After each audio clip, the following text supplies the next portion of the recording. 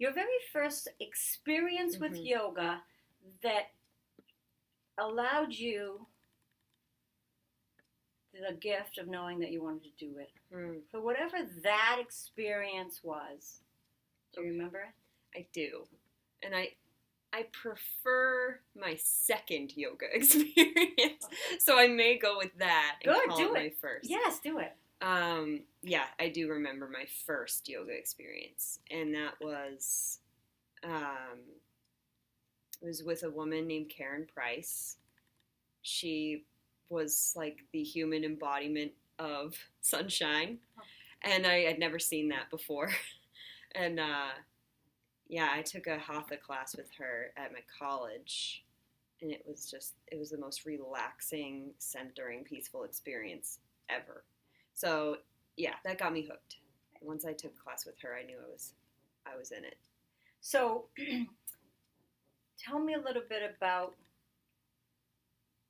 what the relaxation piece was and how that stayed with you even after you left class.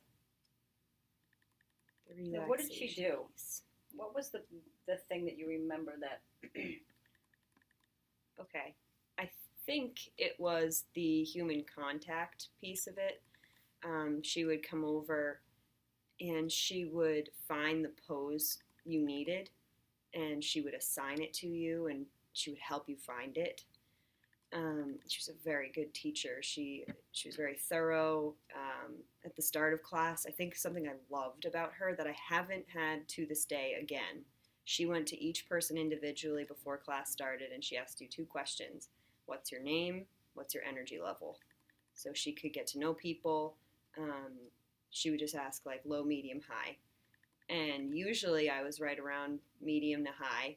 And and her classes never quite got there, but most people were feeling kind of low, and so she would cater to as many needs as possible. And then you could tell her, I want to work on this area in my body. I really need to get a good stretch in my hamstrings today. And she would build everything into it was amazing. She would find a way to incorporate everything that people said. So it was like 20 or so people, and she somehow catered to everyone's needs. So I keep her in mind in all my classes. And has that influenced your private practice? What you practicing? When I'm just by myself practicing, yeah, I can hear her voice in my head. She had a lot of really great verbal cues, and like I said, more than anything, she was already a good yoga teacher just because of who she was. So she carried this presence with her that was very calm and assuring, and yeah, so she definitely stays with me everywhere I go. I keep my gurus really close to my heart, so she's one of them, and she was probably the first one.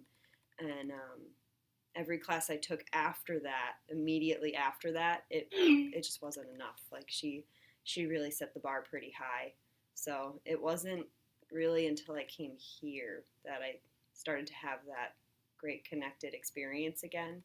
A lot of the yoga classes I took were very surface level, um, but you can really connect on a higher level in her classes, and I feel that same parallel.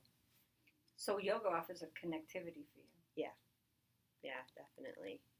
and that's special because not everybody gets that from a yoga class, and a lot of people are looking for that. hmm And that's most likely why I became a teacher too, because I love that about yoga, and I like to offer that to people in my classes because I don't want it to just be a physical experience. I want there to be some connection. So Nice.